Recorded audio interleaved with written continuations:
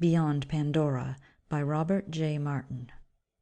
The ideal way to deal with a pest, any menace, is of course to make it useful to you. The doctor's pen paused over the chart on his desk.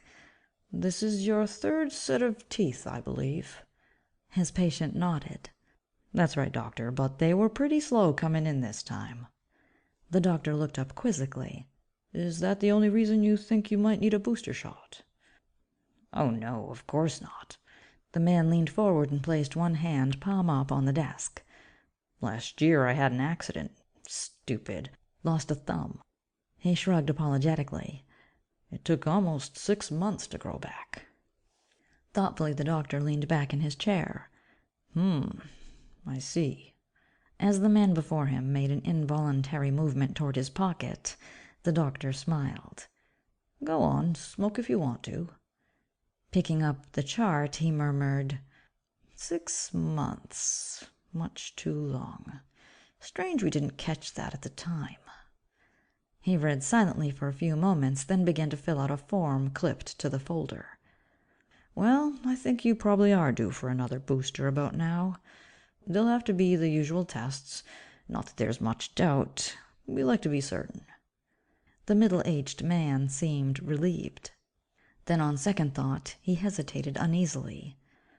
"Why, is there any danger?"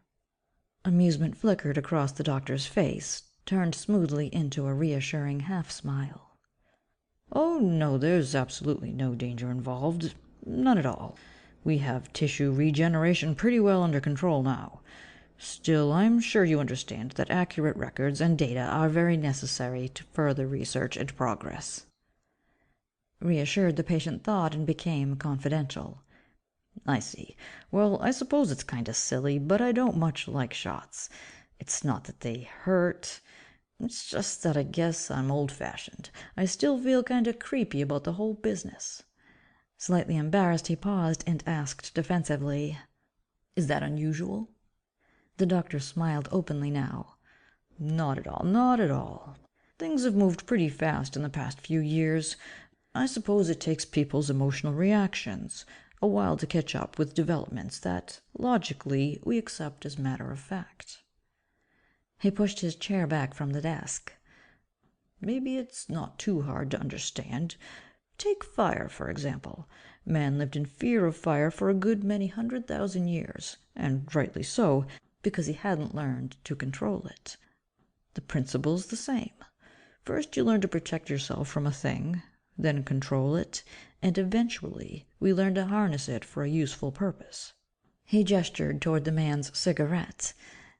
"Even so, man still instinctively fears fire, even while he uses it.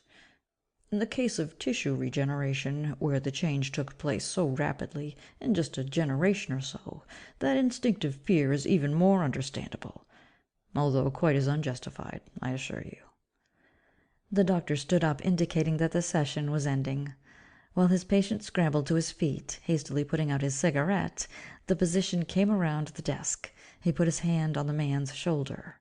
"Relax, take it easy. Nothing to worry about. This is a wonderful age we live in. Barring a really major accident, there's no reason why you shouldn't live at least another 75 years. After all, that's a very remarkable viral complex we have doing your repair work." As they walked to the door, the man shook his head. "Guess you're right, Doc.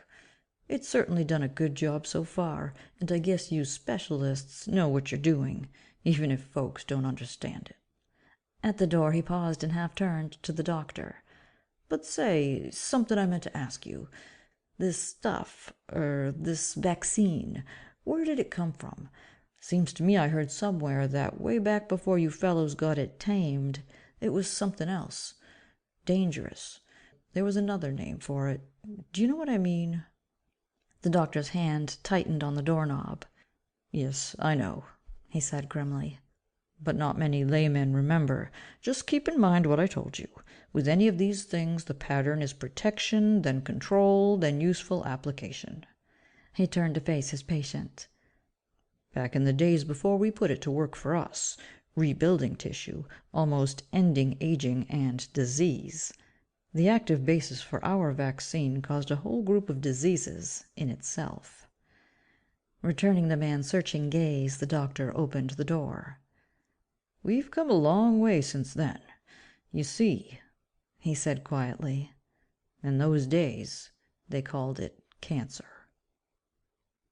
End of Beyond Pandora by Robert J. Martin. Recording by Amy Gramour.